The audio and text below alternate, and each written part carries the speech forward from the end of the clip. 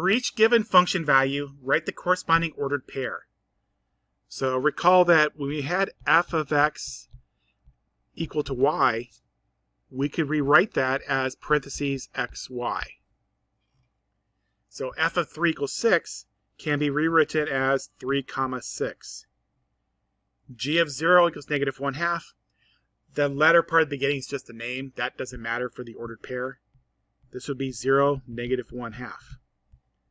And then h of 3/5 equals 7/4 would be 3/5, 7/4.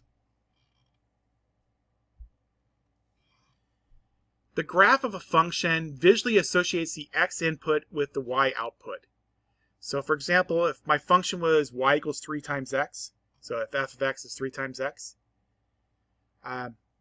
I could get ordered pairs such as 1, 3, 2, 6, 3, 9, 4, 12, 5, 15, 6, 18, and 7, 21. And then I could plot them on a graph as you see here. The first number matches the horizontal axis. So the 1 part would be 1 on the horizontal axis. And then the second number shows me where I am on the vertical. So 1, 3 would be 1 on the horizontal and 3 on the vertical. 2, 6 would be 2 on the horizontal and 6 on the vertical, and so on. Connecting the dots gives us the graph of the function, and in this case it would be a line. When graphing a function, you should plot at least 3 ordered pairs. However, more may be necessary to get a sense of the function's shape.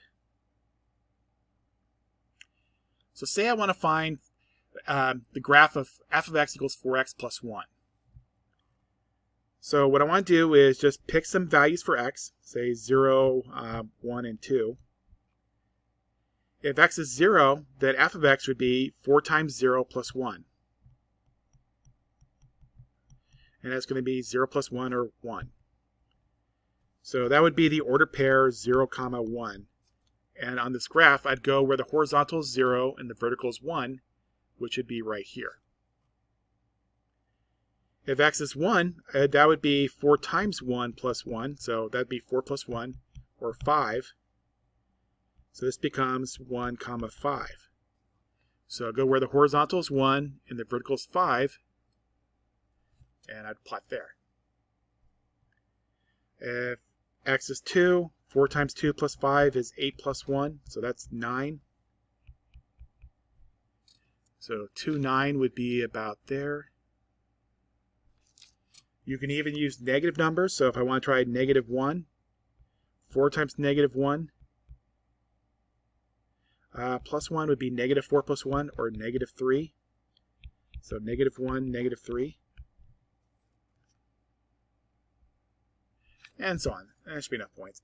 And that after that, we just connect the dots. So it looks like our line would have this kind of shape to it.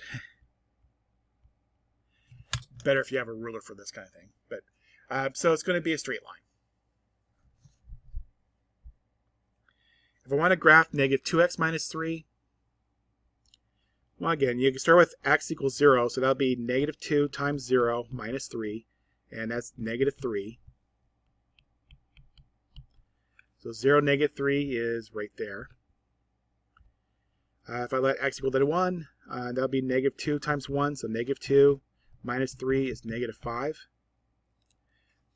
So 1, negative 5. Try one more. Negative 2 times 2 is negative 4. Minus 3 is negative 7.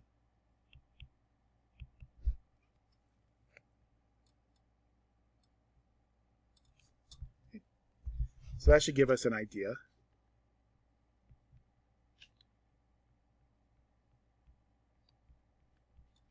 Yeah, better than my last one.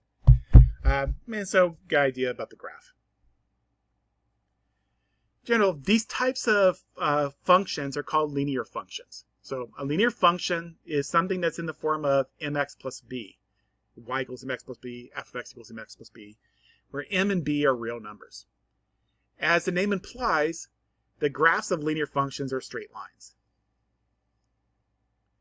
And just for a fun fact, as the input values increase from 1 to 2 to 3 and so on, the output values of a linear function form an arithmetic sequence.